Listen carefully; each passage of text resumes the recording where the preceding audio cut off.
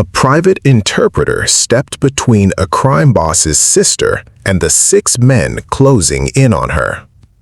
She wasn't supposed to know how to fight. She definitely wasn't supposed to know what those men were really discussing before the violence started. What happened in the next 15 seconds wasn't part of any translation job. It was the start of a war. A war between 2 people who both had far too many secrets to keep. And before the night was over, one of them would discover a truth powerful enough to destroy everything they thought they knew. Amara stepped between them, her weight centered on the balls of her feet, fingers loose, ready.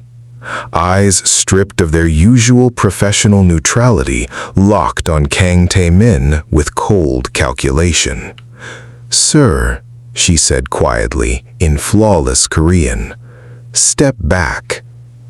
The private negotiation suite at the Obsidian Hotel went silent. Kang Tae-min, a man who'd built his fortune making problems disappear quietly, stared at the interpreter who dared give him an order. "What did you just say to me?" Behind Amara, Seo Yuna, 26, sharp-featured and utterly unprepared for the men in this room, pressed a hand against the wall, blood welling from a cut along her cheekbone where a signet ring had caught her. She'd walked in looking for her brother's office, mistaken the floor, and interrupted a negotiation that was never meant to have witnesses. Kang wanted that mistake buried, and he wasn't particular about how. Amara had been hired 3 hours earlier as a neutral translator for what she'd been told was a shipping contract negotiation. She'd sat quietly at the edge of the room for most of it, rendering Korean into English and back, watching Kang's men grow more agitated as the numbers on the table stopped making sense for anything as simple as cargo.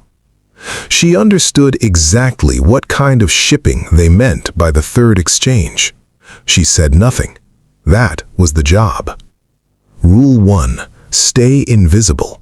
Rule 2, translate, never react. Rule 3, 6 months of quiet positioning inside this world wasn't worth blowing over anything short of a body on the floor. Then Kang backhanded Yuna hard enough to split skin, and something in Amara simply stopped negotiating with itself. Kang looked at her now the way a man looks at furniture that had started talking back. "Sit down and finish the contract, or I'll have my men remove you from this room the hard way."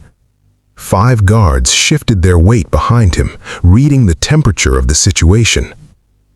Amara's twin braids swung as she turned her head slightly, not taking her eyes off him. "No," she said. "I don't think I will." Kang's expression slid from irritation into something colder. "You understood every word we said tonight." It wasn't a question. "That's a very expensive mistake for an interpreter to make." "I translate what I'm hired to translate," Amara said. "Nothing more. What I understand isn't part of the contract." "It is now." Kang tilted his chin toward his men, commanding, "Break her hands first. Interpreters don't need much else." The nearest guard moved. Amara had half a second to decide between 6 months of careful cover and the next 15 seconds of exactly who she really was. She chose. The first guard reached for her wrist. She caught his forearm mid-grab, twisted, and felt the joint give beneath her hands, clean, controlled, over before he understood it had started. Her other palm drove up into her sternum, and the air left him in one violent exhale. 2 seconds. The second guard came in low and fast, expecting her to retreat. She didn't. She stepped inside his reach instead, hooked his ankle, and used his own momentum to put him face first into the conference table. 4 seconds.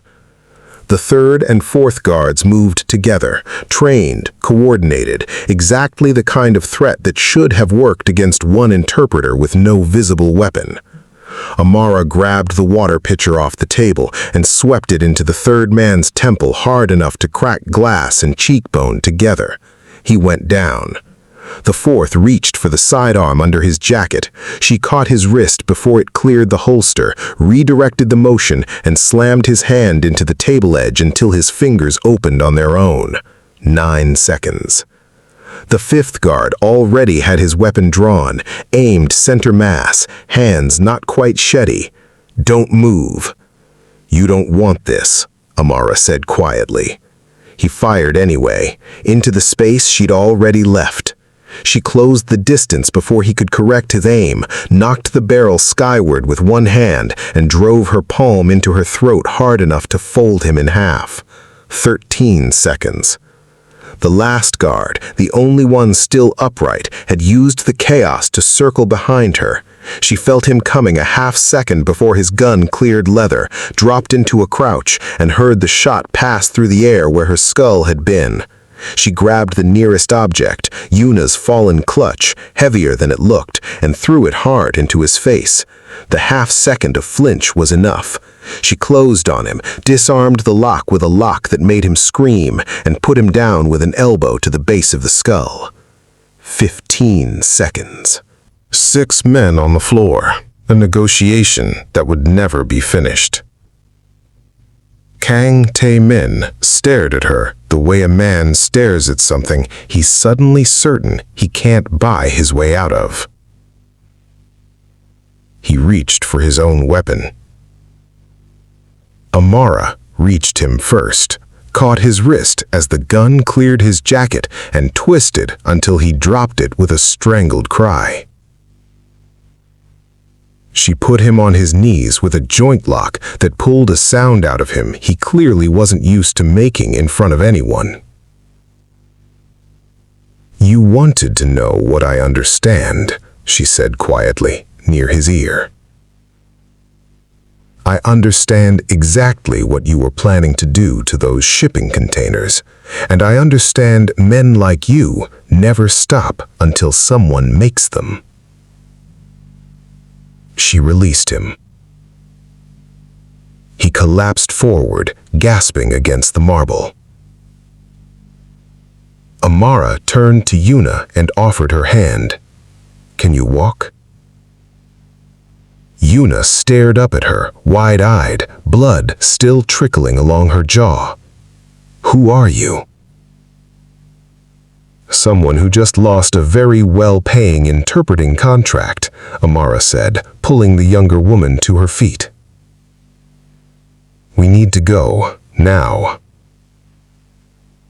Behind them, Kang was already reaching for his phone with the uninjured hand. Amara gathered Yuna's scattered belongings, lipstick, phone, a set of keys, and stuffed them back into her clutch, pulling the younger woman toward the service exit. The Obsidian Hotel's back corridors were a maze of exposed piping and flickering fluorescence. Staff scattered out of the way as Amara moved fast, Yuna stumbling to keep pace in her heels. "Where are we going?" "Somewhere safe." "My brother, he's going to lose his mind when he realizes I'm not answering." "He'll find you, I promise." They burst out through the kitchen exit into the alley behind the hotel. Seoul's night air hit them cold and sharp, thick with neon and exhaust. Amara scanned the street on instinct. No black SUVs yet, no security detail. She flagged a taxi, got Yuna into the back seat, and gave the driver an address in Itaewon, one of 2 apartments she kept for exactly this kind of exit.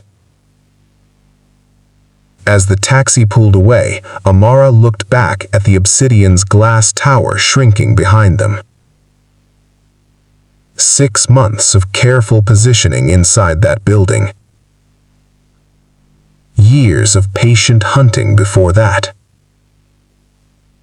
All of it possibly unraveling in the space of 15 seconds.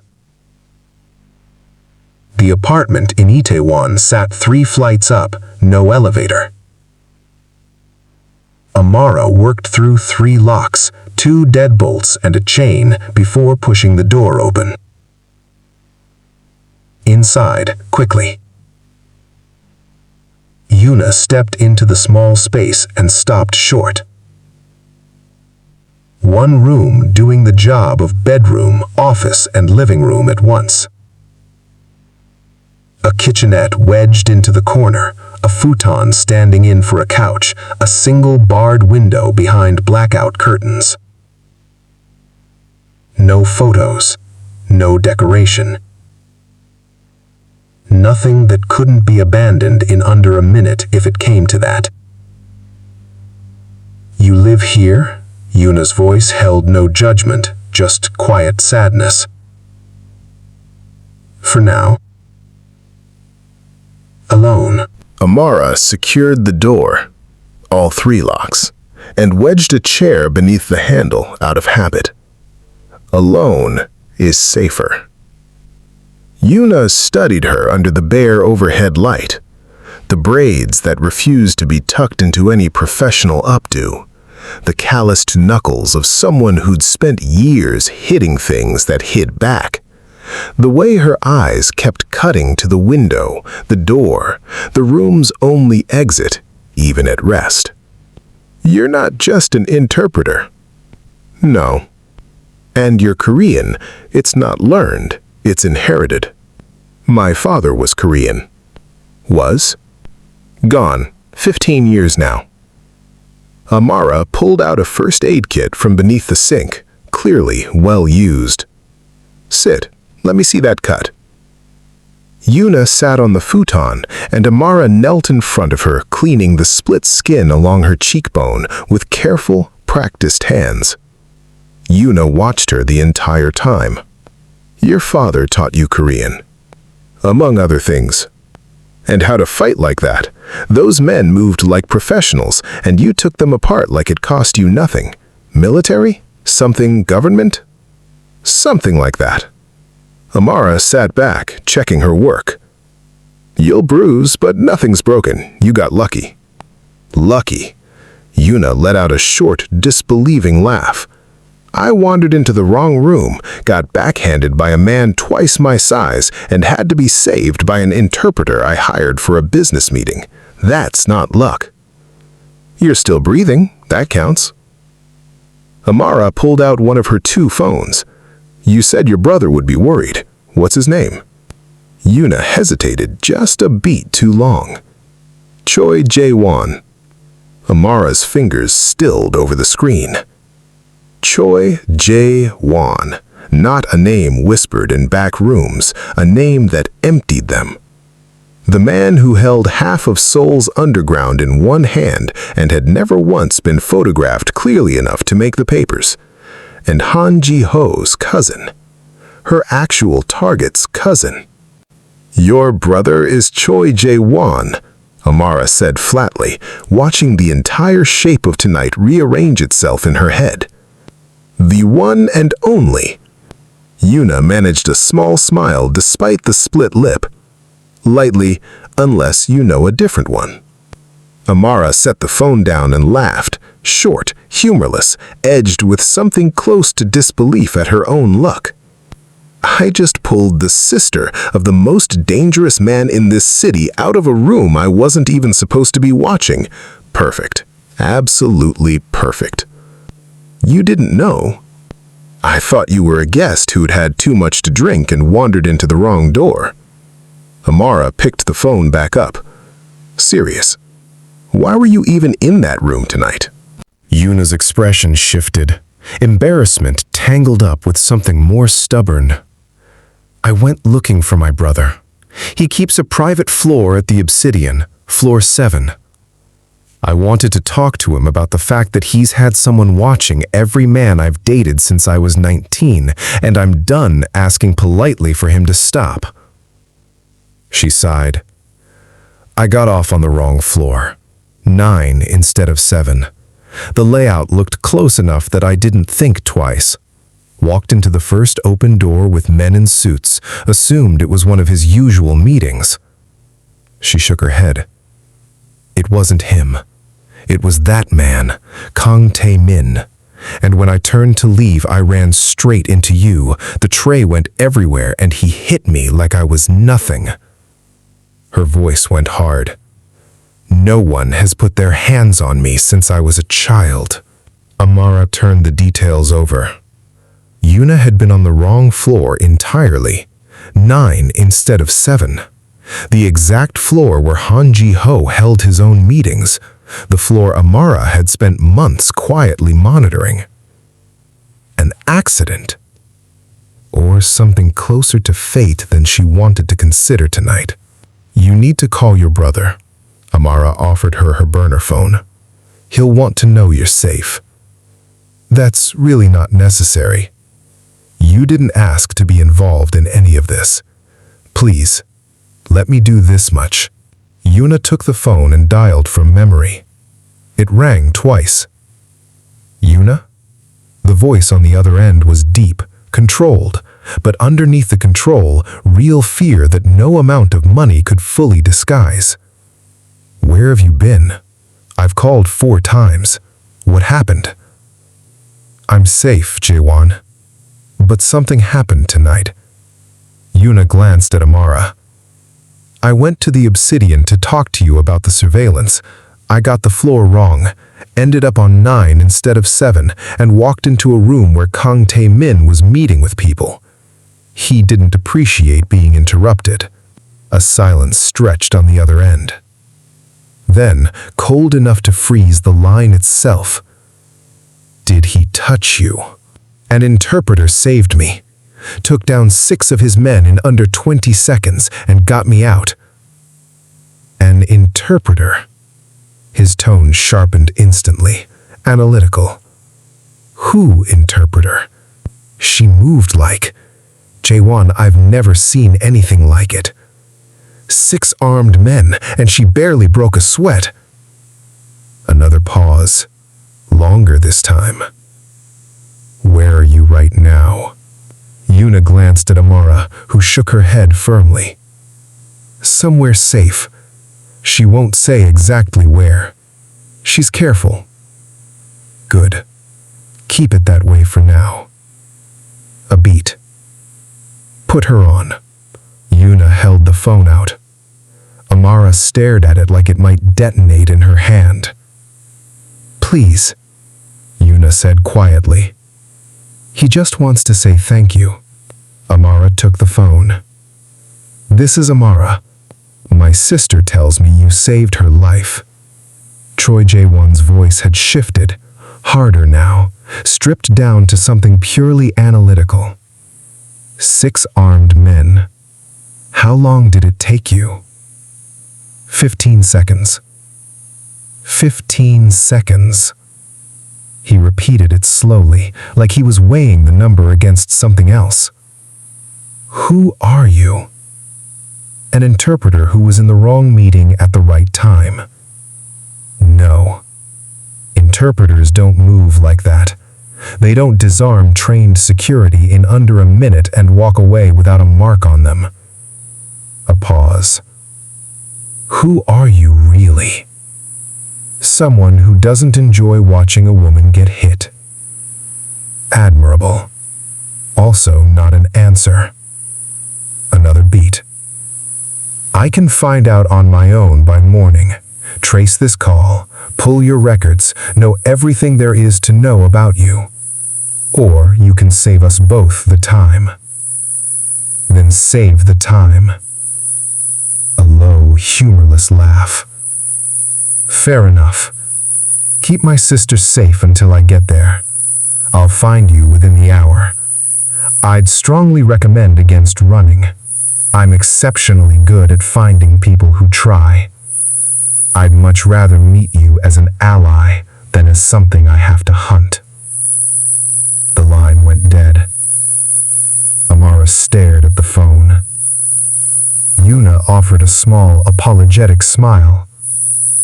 He's like that with everyone. Gets it from our father. I should move you somewhere else. If he's tracking this call, staying here is a risk. He'll find you regardless.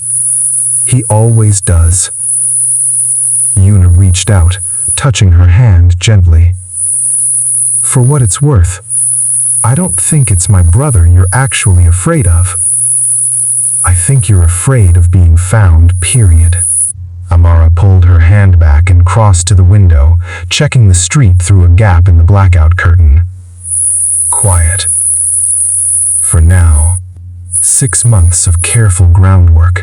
She'd tracked Han Ji-ho through old photographs, mapped his patterns, gotten herself hired at the Obsidian specifically to watch him, waiting for him to lead her eventually to his mother, to the woman who'd killed Amara's own mother years ago. And now, Choi Jae-won was coming. The most dangerous man in the city. Ji-ho's cousin. Everything she'd built might be about to collapse. Or, she thought, watching the empty street below, it might just be falling into exactly the shape it needed to be. 14 minutes later. Not an hour. 14 minutes. A knock came at the door. 3 sharp raps. Controlled. Unhurried. Amara checked the peephole. A man stood in the hallway. Tall, easily 6'2", shoulders filling out a black suit like it had been built around him rather than bought off a rack. Dark hair swept back from a face all hard angles and stillness. Eyes that missed nothing. Choi Jae-won. She'd never seen a clear photograph of him. He was careful that way, or smart that way. But she knew instantly. The way he held himself. The way stillness radiated off him like heat off asphalt. A man who never had to raise his voice to be obeyed. She opened the door. They studied each other for 3 full seconds. His eyes were dark, sharp, cataloging her the same way she was cataloging him. Weaknesses, threats, angles. Amara, he said. Not a question. Choi Jae-won? Dryly. You're letting me in, or are we having this conversation in a hallway where my sister's security detail can hear everything? Amara's gaze flicked past him. 2 men positioned at the stairwell, likely 2 more covering the rear exit. Professional. Quiet. Dangerous. She stepped back and let him pass. He moved through the apartment, eyes sweeping the space in under 2 seconds. The exits, the kitchen knives within reach, the chair wedged under the doorknob, the total absence of anything personal. Then, his eyes found his sister, and something in his expression cracked open. Yuna. He crossed the room in 3 strides, kneeling in front of the futon, examining the bandage along her cheekbone with a gentleness that felt strange coming from hands that likely ordered far worse than they were currently being careful with. Cold. He put his hands on you. I'm fine, Jae-won. Dangerously calm. Kang Tae-min hit you. His voice dropped into something colder, something that promised consequences. Warmly, and she made sure he regretted it immediately. Yuna nodded toward Amara. She was incredible. Jae-won rose and turned to face Amara, who stood near the door, weight balanced, arms loose. Analytical. 6 men, 15 seconds. Where did you train? Guarded. That's not something you need to know. You made it something I need to know the moment you put your hands on my sister's attacker. He pulled out his phone, tapped the screen and turned it toward her. Security footage. The Obsidian. Floor 9. Amara watched herself take apart 6 armed men with clinical precision, disarm Kang Tae-min, walk Yuna out through the service corridor. This is already moving through certain circles, Jae-won said, pocketing the phone. Kang's putting out feelers. He wants the interpreter who humiliated him in front of his own men. He's offering serious money for information. I'll deal with it. Alone? He stepped closer. Not a threat, an assessment. Kang has manpower, allies, resources. By morning, every organization in this city will have your face and a rough idea of where to start looking. There's nowhere in Seoul that buys you real distance from that. Then I leave Seoul. And go where? Busan? Osaka? Cape Town? He shook his head slowly. I saved my sister. That makes you an asset to Kang's enemies and a target for his allies. It also makes you useful to me. I don't work for anyone. I'm not offering employment. I'm offering protection, resources, an end to living in a room with 3 locks and a chair under the door handle, like you're waiting for the next person to come through it. And what would that cost me? The truth. His eyes held hers, steady. Who are you, actually? And what were you really doing inside that meeting tonight? Amara's jaw tightened. Jaewon's mouth curved slightly. Or I can tell you what I've already found. Your choice. He pulled a tablet from inside his jacket, tapped it awake, and turned the screen toward her. Financial records, transaction histories, a trail of offshore accounts stretching back nearly a decade. 6 months ago, you were hired at the Obsidian as an interpreter under the name Amara Bello. The credentials-checking agency confirmed the paperwork, but the references don't trace to anyone real. I found the man who built that identity for you, a document specialist in Itaewon. He was cooperative once I made the conversation worth his while. Told me you paid entirely in cash. More cash than any interpreter earns in a year. He swiped to the next screen. So I traced the cash. Small, careful withdrawals across a dozen different ATMs, spread out, varied, but patterns exist if you know how to read them. All of it traces back to a set of offshore accounts. And those accounts? He looked up at her. They belong to an organization that's been dismantled piece by piece over the last 8 years. Another swipe. A photograph surfaced. A stern-faced Korean man in a dark suit. Hard eyes, the kind of stillness that only comes from decades of command. Kwon Tae-sik. Ran a significant operation out of Lagos in the late 90s before he brought it back to Seoul. He had a daughter, half Korean, half Nigerian. Would be about 28 now. Your age. Amara said nothing. Her face gave away exactly nothing. Kwon Tae-sik died 8 years ago. Jaewon continued. Heart failure, officially. Unofficially, the doctors called it a man who'd never stopped grieving. His fiancée, a Nigerian woman who'd worked in his household, died the night his daughter was born. He never remarried, never really recovered. He set the tablet down. After he died, his organization came apart from the inside. Key people vanished. Assets got quietly liquidated. Operations collapsed one after another until there was nothing left to inherit. He took a step closer. So here's my theory. I think his daughter, going by her mother's name now, spent the last 8 years systematically erasing her father's empire so no one could ever rebuild it. And I think she came to Seoul 6 months ago for a specific reason. Took a job at the Obsidian for a specific reason. Was watching someone in that building for a specific reason. Amara held his gaze and said nothing. The question is, who and why? Jaewon said quietly. The silence stretched long enough that Yuna shifted on the futon, watching, saying nothing, letting her brother work. Finally, Amara spoke. Before he died, my father told me about my mother. Her name was Ada Aze. She worked in his house in Lagos. He fell for her, even though he'd been promised to a woman back in Seoul since he was a boy, a match built entirely around business. He broke that engagement, chose my mother instead. She crossed to the window, looking out at the city beyond the curtain. She died the night I was born. Officially, complications. My father never believed that, but he had no proof.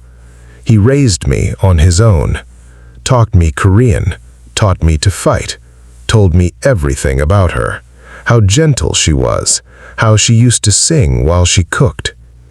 Her voice hardened. He also told me about the woman he'd rejected, how furious she'd been, how she'd threatened both of them before she left for Seoul. She turned to face him. 2 years after he died, I started looking. Found the midwife who'd been in the room when I was born. Took me months to find her, longer to get her to talk. Amara's eyes had gone flat, cold. She admitted she'd been paid to make sure my mother didn't survive that birth, paid to make it look natural. She gave me a name, told me the woman had married into a powerful family here in Seoul, had a son. Han-Soo-ah, Jaewon said quietly.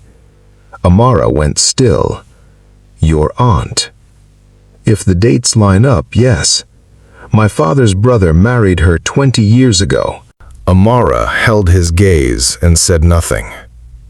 The question is, who and why? Jaewon said quietly. The silence stretched long enough that Yuna shifted on the futon, watching, saying nothing, letting her brother work. Finally, Amara spoke. Before he died, my father told me about my mother. Her name was Ada Aze. She worked in his house in Lagos. He fell for her, even though he'd been promised to a woman back in Seoul since he was a boy, a match built entirely around business. He broke that engagement, chose my mother instead. She crossed to the window, looking out at the city beyond the curtain. She died the night I was born. Officially, complications. My father never believed that, but he had no proof.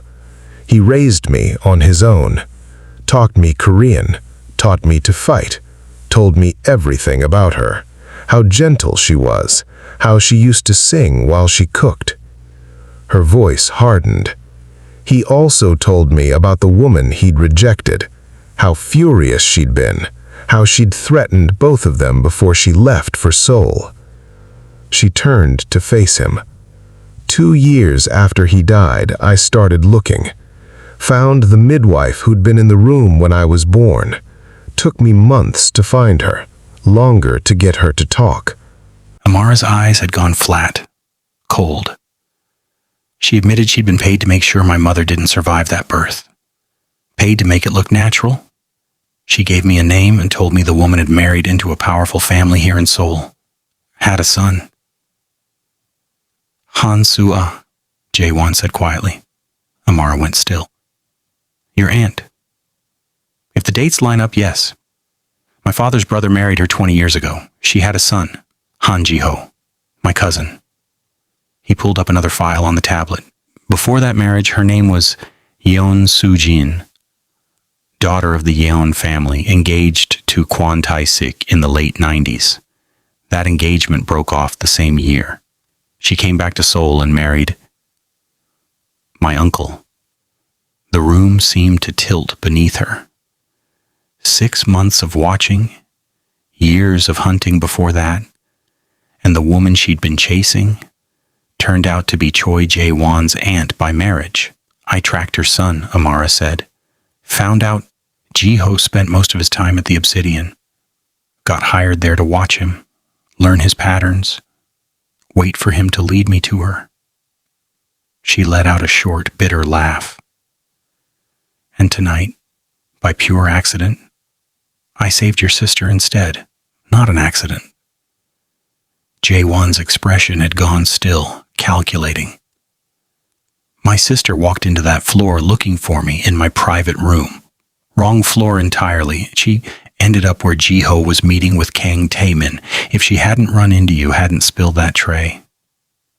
He didn't finish the thought. Yuna spoke for the first time since the call ended. So you've spent years hunting the woman who killed your mother, and I'm apparently related to her husband by marriage. She rose and crossed to Amara. I'm so sorry. for your loss, and for whatever thread connects my family to it. It's not your doing. Maybe not, it's still my family. Yuna touched her arm gently. What were you going to do once you found her? Kill her, Amara said simply. The same way she killed my mother. That's what justice looked like to me. And after that, Jaewon asked. Once it's done, what then? I never let myself think that far. He nodded slowly, considering her. Then let me offer you something different. A real arrangement. Partners, not employer and hire. What kind of arrangement? My aunt is building toward a coup. She wants her son on the throne instead of me. She's been buying loyalty for months, testing my authority in small ways I've been letting slide. His jaw tightened. And tonight, my sister just happens to end up on the exact floor where my cousin is meeting with Kang, just happens to get hurt in the process. He shook his head once. That's not coincidence. Someone made sure she'd be in that room. You think Han Sua orchestrated tonight? I know she did. And I know she won't stop at this. He stepped closer. So here's the offer. You stay close to my sister. Keep her protected from whatever comes next. In return, I help you build a real case against Han Sua. Not a killing evidence. Proof of what she did to your mother. Proof of what she's doing to my family now. I take it to the family council myself. And when the time comes, you get your moment with her, whatever that looks like. Why not go to the council with what you already have? Because in my world, accusations without proof are just noise.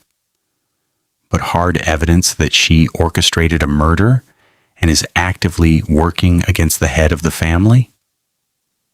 His smile carried no warmth at all. The council's justice tends to be far more thorough than anything a single knife could manage. Amara studied him, searching for the angle, the manipulation, the trap she'd been trained to expect. She found only cold calculation in something that looked uncomfortably like real love for his sister. 2 months, she said. I protect Yuna for 2 months. You help me build the case against Han Sua. We take her down together, and then I'm done. 3 months. Some things move slower than you'd like. 10 weeks, not a day past it. He held out his hand. Deal. Partners. She looked at it for a moment. Her father's voice surfaced from somewhere old. Never trust a man in a good suit. They smile while they cut you. She took his hand anyway.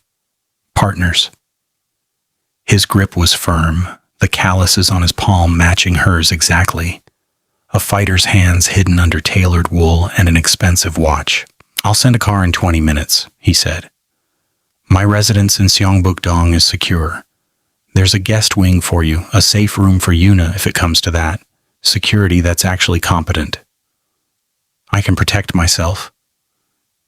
I know you can. Can you protect yourself and my sister while Kang has a bounty on your face and my aunt is quietly building a war? A small, dry smile. Partners, remember? Let me handle the logistics. You handle the part you're actually good at. And that's where we leave things for now. Amara has struck her deal. Jaewon knows exactly who she is, and the real war hasn't even started yet. Part 2 is where everything comes to a head. The family dinner, the confrontation with Han Sua, the operation that goes sideways, and the ending you won't see coming. If you're invested in Amara and Jaewon already, drop a comment telling me what you think Han Sua's next move will be. Like this video if you want part 2 in your feed, and subscribe with notifications on so you don't miss it. See you in part 2.